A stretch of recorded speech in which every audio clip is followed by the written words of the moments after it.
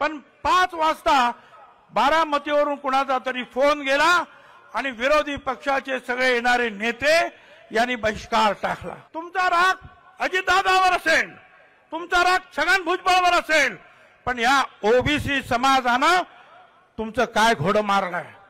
का तुम्ही येत नाही? मिटवावं म्हणून एक 4 दिवसापूर्वी तिकडे सह्याद्रीला सरकारनं मीटिंग बोलवली की सगळ्या पक्षाच्या नेत्यांनी तिथे यावं, मार्गदर्शन करावं की हे सगळं प्रकरण शांत कसं होईल, सगळ्यांना न्याय कसा मिळेल, यासाठी आपण प्रयत्न केला पाहिजे। आता हे जेव्हा कळलं, आम्ही तर जाणारच होतो, परंतु विरोधी पक्षाचे जे सगळे नेते आहेत त्यांनी सुद्धा येणं क्रमप्राप्त। मी स्वतः वडेट्टीवारांना सांगितलं, बा तुम्ही पण या, कायदा काय म्हणतो हे त्यांना जे आहे वेगवेगळ्या ऍडव्होकेट जनरलने जे काही सांगितलं त्या कॉपीज त्यांना दिल्या।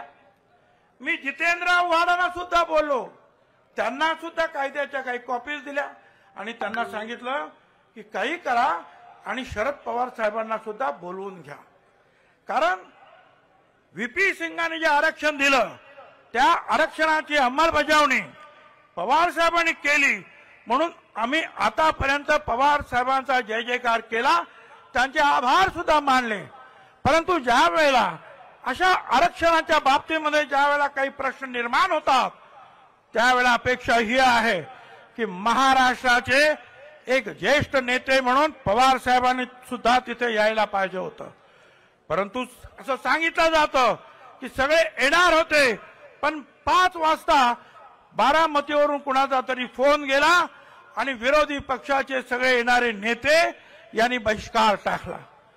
मला हे विचारायचं आहे की या बारामती मतदारसंघामध्ये मराठा समाजाचे मतदार आहेत, माळी समाजांचे आहेत, धनगर समाजाचे आहेत, सर्व ओबीसी समाजाचे आहेत, भटक्या समाजाचे आहेत, विमुक्त समाजाचे आहेत, सगळ्यांनी मतं दिली।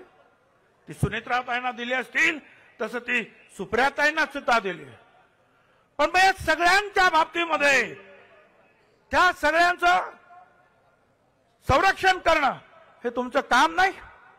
तुमचा राग आमच्यावर असेल, तुमचा राग अजितदादावर असेल, तुमचा राग छगन भुजबळावर असेल, पण या ओबीसी समाजानं तुमचं काय घोडं मारलंय? का तुम्ही येत नाही?